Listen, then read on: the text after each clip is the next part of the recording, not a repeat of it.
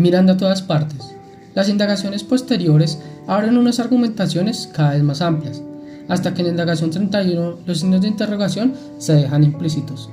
Aquí llegamos a la hipótesis más grandiosa de todas las de Newton, y a sus últimas palabras sobre la luz y la naturaleza. Hasta donde podemos conocer por la filosofía natural cuál es la primera causa, qué poder tiene él sobre nosotros y qué beneficios recibimos de él, hasta allí llegará nuestro deber con él, así como el de unos con otros.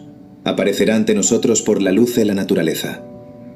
Y sin duda, si la adoración de falsos dioses no hubiera cegado a los paganos, su filosofía moral habría llegado más lejos que la de las 4 virtudes cardinales. Y en vez de enseñar la transmigración de las almas y adorar al sol y la luna y a los héroes muertos, nos habrían enseñado a adorar a nuestro verdadero autor y benefactor, como sus ancestros hicieron bajo el gobierno de Noé y sus hijos antes de que se corrompieran. A algunos les parecerá extraño que el mayor héroe de la revolución científica se atreviera con estas cuestiones teológicas y éticas, pero Newton veía al mundo en su conjunto.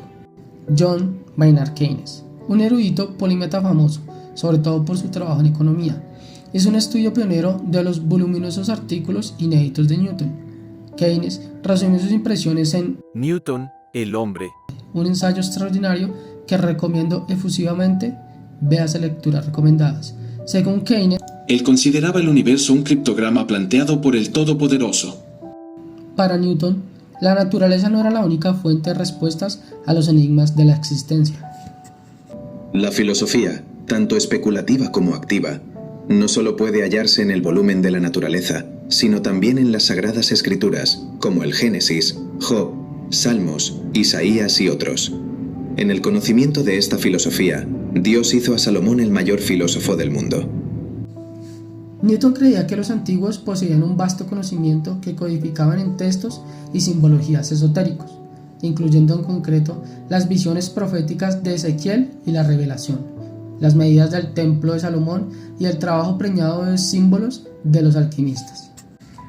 Newton escribió millones de palabras de densos comentarios sobre estas materias, incluido uno que publicó, el refinado La cronología de los reinos antiguos enmendada, una obra de más de 80.000 palabras cuyo genio ilegible prefigura el Finnegan's Wake de Joyce. Newton también pasó muchos años en Cambridge, haciendo un intenso trabajo experimental en un laboratorio especial que construyó él mismo, con el doble objetivo de clarificar y desarrollar las transformaciones de los alquimistas. Hay que destacar que, mientras Isaac Newton trabajaba en la erudición bíblica o en la alquimia, seguía siendo Isaac Newton. Keynes escribe: Todos sus trabajos inéditos sobre asuntos esotéricos y teológicos están marcados por un aprendizaje meticuloso, un método preciso y una sobriedad extrema de expresión.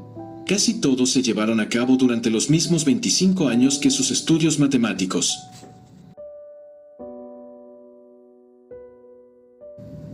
Y aquí añadiría yo una indagación de mi propia factura. ¿No es antinatural separar nuestro entendimiento del mundo en partes que no buscamos reconciliar? Es a esa indagación a la que este libro, para mí, responde. Apuntes de una biografía.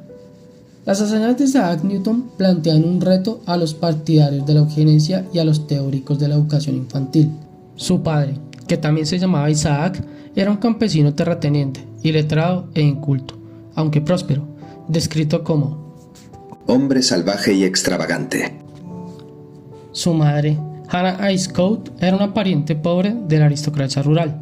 Él era un hijo póstumo, nacido prematuramente el día de Navidad de 1642, tan pequeño que su madre dijo que podía caber en una cacerola. Su madre se casó en segundas nupcias cuando Newton tenía 3 años, dejándole, a petición de su nuevo marido, al cuidado de su abuela, hasta que Hannah enviudó de nuevo y se reunió con su hijo en 1659. Los orígenes de Newton fueron, para abreviar, a la vez humildes y dificultosos, y por tanto hay una chispa de gracia divina en la curiosidad abarcadora, la creatividad y el sentido de aventura intelectual que el joven Newton trajo a este mundo. De niño siguió el rastro de las sombras del sol, construyendo relojes solares meticulosamente calibrados y registrando las variaciones estacionales del amanecer y de la puesta del sol, convirtiéndose en el árbitro local de la confianza para la medida del tiempo en aquella campiña privada de relojes.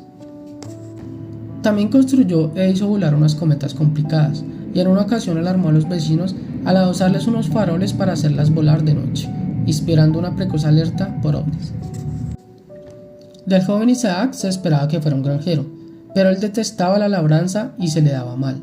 Por otro lado, había sido un excelente estudiante en la escuela local, y Henry Stokes, el maestro de allí, logró persuadir de algún modo tanto a Hannah como a la Universidad de Isaac que debía estudiar en Cambridge.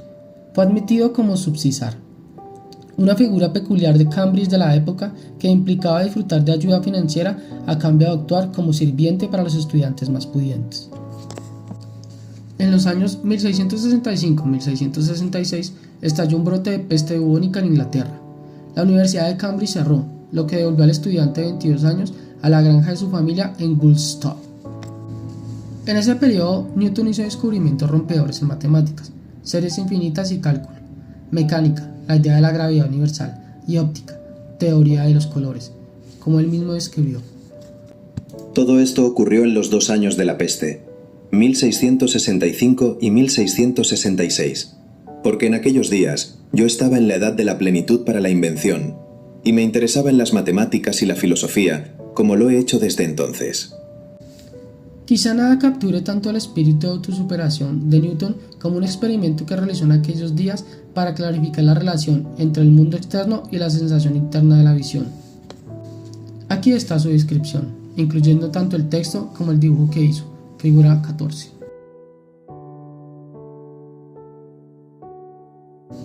Figura 14. El flemático recuento de Newton de un experimento inquietante que hizo con su propio ojo para comprender a fondo la percepción de la luz y su posible causa mecánica.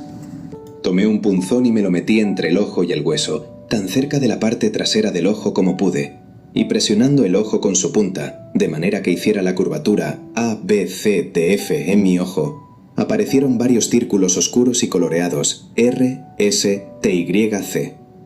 Esos círculos eran más evidentes cuando me seguí frotando el ojo con la punta del punzón, pero si dejaba quietos el ojo y el punzón, y aunque siguiera presionando el ojo con él, los círculos se hacían más débiles y a menudo desaparecían hasta que lo retiré moviendo el ojo o el punzón. Newton trabajó con una intensidad furibunda y sin descanso hasta mediados del año 1693, cuando, después de más de 25 años de concentración que pocas veces, si alguna, se habrán igualado en la historia de la humanidad, sufrió lo que ahora llamaríamos un brote psicótico. No podía dormir durante varios días seguidos. Imaginaba que sus amigos estaban conspirando contra él y les escribió unas cartas vitriólicas, y padecía de temblores, amnesia y una confusión generalizada. Newton se describió a sí mismo como sumamente preocupado por el embrollo en que estoy. No he comido ni dormido bien en los últimos 12 meses y he perdido mi antigua coherencia mental. Los síntomas persistieron aún varios meses y después remitieron de forma gradual. Es posible que el envenenamiento por mercurio, una consecuencia de su trabajo con ese epítome de las sustancias alquímicas, tuviera parte de la culpa de su enfermedad. En 1694 dejó Cambridge para aceptar un puesto en la Real Casa de la Moneda, en Londres.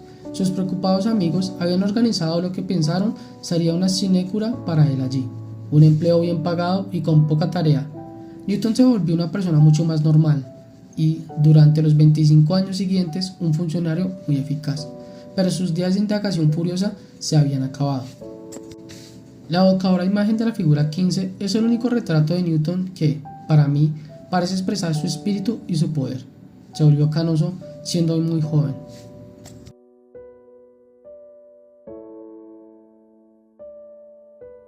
Figura 15. Isaac Newton en su plenitud.